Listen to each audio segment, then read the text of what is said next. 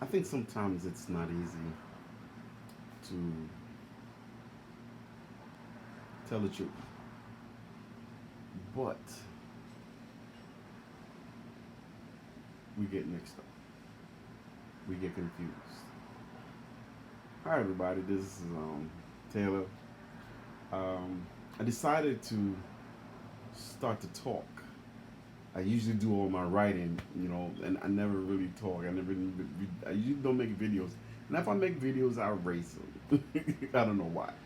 But sometimes there are people who need to hear the testimony or hear the story of somebody else because somehow it intertwines, it connects, it it is being absorbed into your lifestyle, into your plan, into your brokenness, and we get fused. That can be a good thing and that can be a bad thing. But in the same context, you always walk away with something. And so today, might be my first time, I'm just going to talk about surviving. And my story is what it is, surviving. I don't want to get into detail. Maybe down the line I'll do that. But I have learned how to survive. I've learned how to live. And let me tell you something, every day, that life is not easy. Every step of every day is different.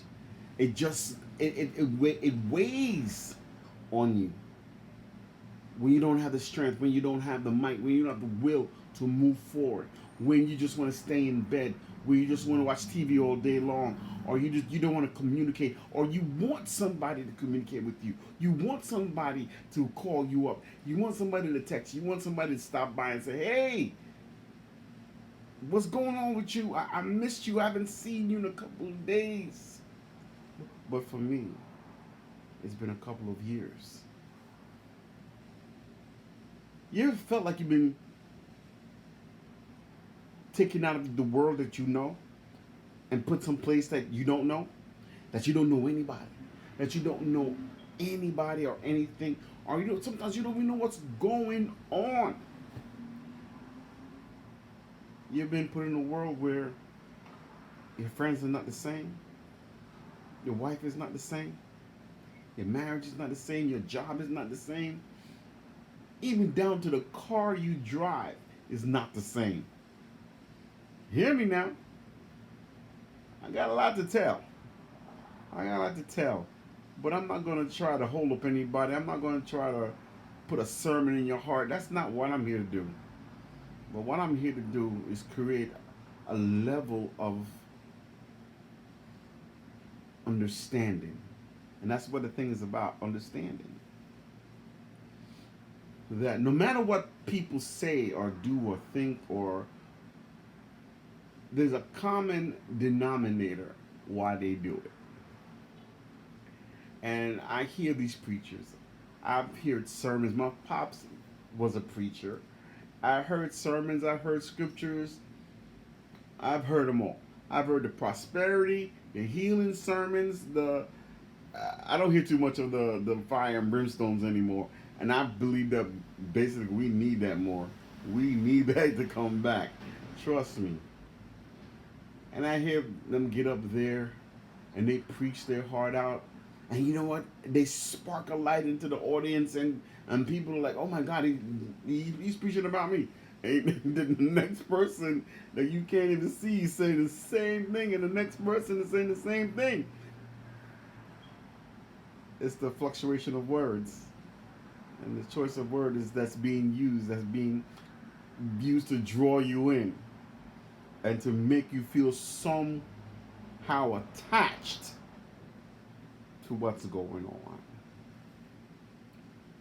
Yeah, life. I know some of you are hurting. I know some of you are in pain. I know some of you pretend every single day to be okay. I know. I know. I know some of you are fighters. You fight to stay alive every day. You fight to smile every day. But you said, I'm not going to stay in this hole. I'm going to get out of it. I ain't trying to turn no butter, but I'm going to jump out of this hole like a daggone frog. There's some who don't have that strength. There's some that have been so broken that they've lost their will to fight. They've lost their will to love again. And it is that brokenness. It is that pain. You know the worst thing when somebody comes up to you and says, move on? That is the worst thing you can say to somebody. Just move on. It happens to everybody. No, it don't happen to everybody. It happened to me. It happened to you. We're individuals. We're not a collective body. We're individuals. We don't, you don't apply the same medicine to everybody. Every cut is different. Every wound is something deeper than some. Some people, yes, can heal. Some people can say, yes, I agree with you. I gotta move on. But some people can't move on. Some people are stuck, and not because they want to be stuck, and not because they're looking for a pity party. What they're looking for is love. What they're looking for is a good Samaritan. What they're looking for is someone to say, hey, you're stuck. You're stuck. I mean, your tires are in mud, deep mud. And you're going to need a little bit more than stepping on that pedal because you're not going nowhere. You need a jack. Oh, I like this. You need a jack. You need someone to jack up your life. We've got to get you out of this mud, out of this repetition of spinning and spinning and spinning. So I know you need a mechanic. You need someone with the know-how how to get that wheel of your life out of that mud and get you back on the road of life again and get you driving. You need somebody to be your friend and to go deeper than a brother would or a sister would. Hear me out. I'm new to this game because that it is a game. You know, game of life. And I'm not going to say nothing to you that I have not experienced. And some of you may have experienced a lot more than I have. Some of you are going through some stuff worse than I've gone through. But this time, let's make a twist on this. Everybody claims to know what's wrong with you. That's the first one. Number one. That's the first one. Everybody claims to know what. Everybody want to give advice. Number two. Right? Everybody sets a time limit on you. Number three. Everybody wants some type of showmanship if everything works out. They want to take a little bit of your pain to make it their glory. That makes sense? Number four. And number five.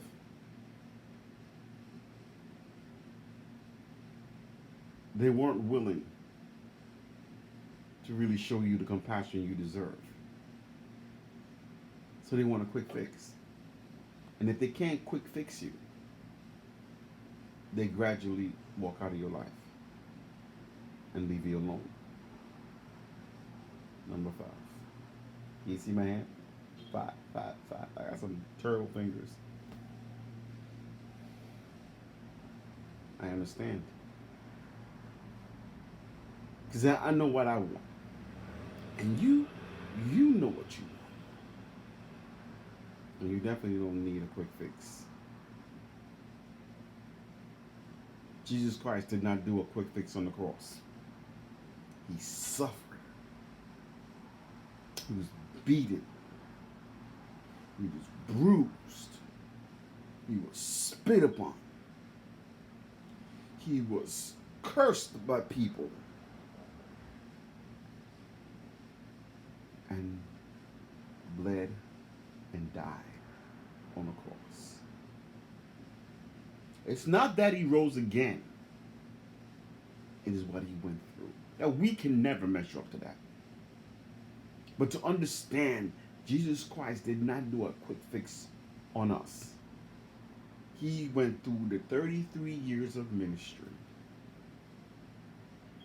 And what's the present that we gave him at the end? Crucified him for doing good. Crucified him for doing miracles. Crucified him for doing healing. Crucified him for standing up for what is right. Come on now. Yo, I'm Peter Taylor, man. And I'm just talking with you. All right? Everybody want to have a blessed day. Have a blessed day. I remember that. Jesus Christ is Lord. Amen? And you're going to be okay. We got things to discuss. And it starts now. Take care.